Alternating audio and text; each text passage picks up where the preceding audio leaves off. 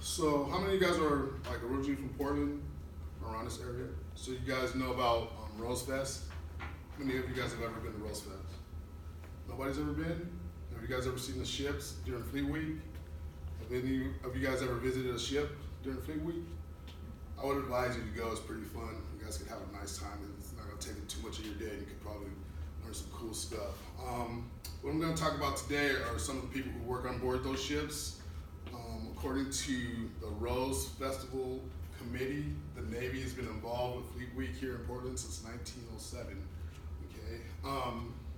Some of the people that work on those ships are what they call Chief Petty Officers.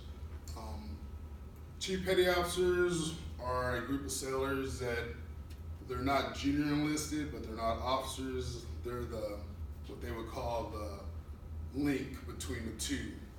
And they've been around since April 1st, 1893, when Congress actually enacted a mandate that would have Chief Petty Officers in the United States Navy.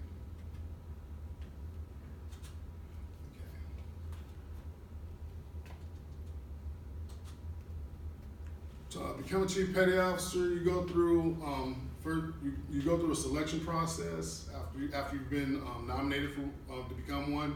It takes about 6 weeks. Think of it as pledging for a fraternity.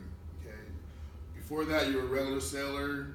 Then you get the call saying, "Hey, you made chief," and you go through 6 weeks of almost like a boot camp all over again, where you're learning how to become a chief. Because the chief's job in the Navy is to present himself or herself as the subject matter expert for whatever job. So if you were a firefighter, now you're the #1 firefighter.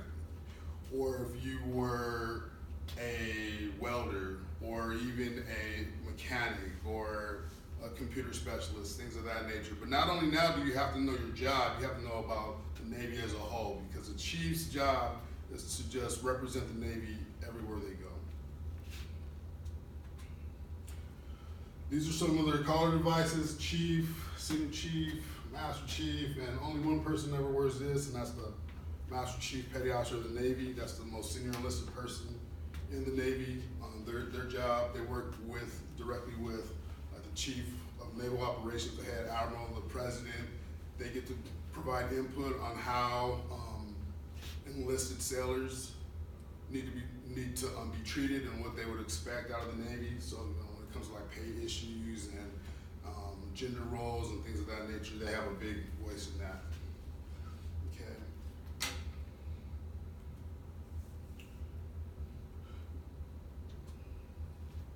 Here's just a list of a few notable. There's a lot more, but these are some of the ones that always come to mind when I think about notable Chief Petty Officers.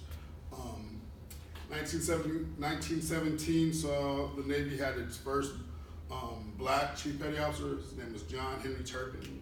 He was a gunner's mate. They also had their first female Chief Petty Officer, Loretta Walsh. She was kind of like a secretary back in pre-World War II.